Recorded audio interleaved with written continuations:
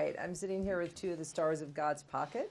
We already talked to the director, John Slattery, and I'm here with Seymour Hoffman and Christina Hendricks, who play really the central characters in this film, married couple. For each of you, what made you kind of want to do this movie? And I know it was a favor for John. You kind of probably talked you into it, but other than that. Yeah. How John would get mad at me. So I thought I should do it. No, the character. I really like this guy a lot. I think I felt that. He was kind of, from the minute I read it, I was really attracted to him. People rely on him. I don't know, it's just all these things that are such great character traits. Such a good person. You know, stuck. Mm-hmm. You know. What is he is so manly in that way, like he has to take care of these problems. He doesn't have a choice. Yeah.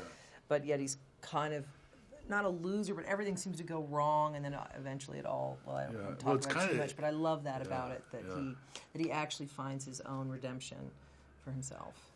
Yeah, he really wants to do right by Jeanne.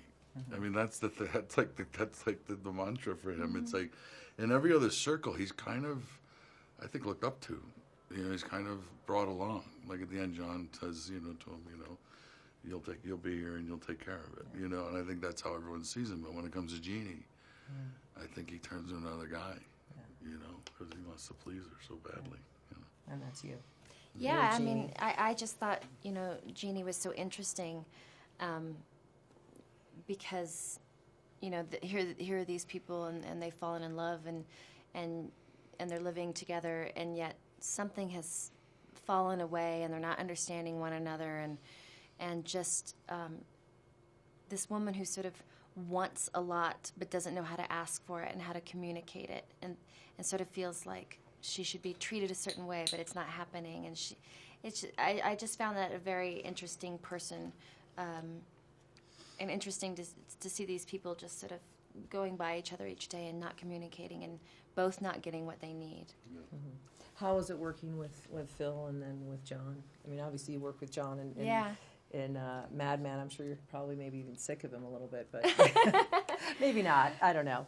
No, he was so great, and I was so flattered that he asked me to do it, and then working with Phil was so great. I mean, he's such a tremendous actor, so it was exciting for me, and it was fun to do this with John because he was so happy, and watching him get to do something, all his own, it was so cool.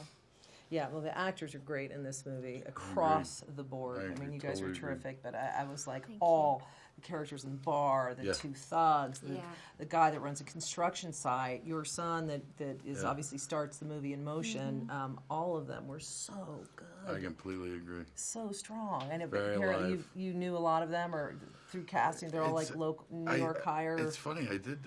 You kind of, as you get older, you kind of know people, or kind of a little bit, and that's kind of what was really nice about this movie, kind of getting to work or hang out with people that you knew a little bit, but then getting to work with them, like Eddie Marzano, who I've known, John Turturro, I've known, John Slattery, I've known, and then getting to work with them in an intimate way. It was every week. I remember I told John this when we were shooting, like every week or every few days, I got to meet another great actor and play through a part of a story with them, and that was really pleasurable. That really was. I imagine that kind of keeps the joy of acting alive. Absolutely. Right? The other actors, 20 years in, right? The other actors are the things that keep you coming back a lot of the times. Yep. Yeah, definitely.